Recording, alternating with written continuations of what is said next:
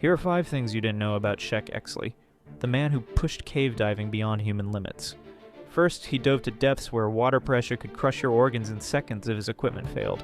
At 900 feet down, the pressure becomes so intense that a single crack in his gear would mean instant death. Second, he explored underwater cave systems, with no natural light for miles underground. Complete darkness, navigating by touch and memory through passages barely wide enough for his body. Third, he set depth records in caves where one wrong turn means certain death with no rescue possible. No GPS, no communication with the surface, just him and the abyss. Fourth, he dove deeper than nuclear submarines in pitch-black underwater labyrinths. While subs stay safe at 800 feet, Exley pushed past 1,000 feet into uncharted territory. Fifth, his final record-breaking dive pushed human limits so far that his body couldn't survive the return journey. He died doing what he loved, expanding the boundaries of human exploration beneath the surface.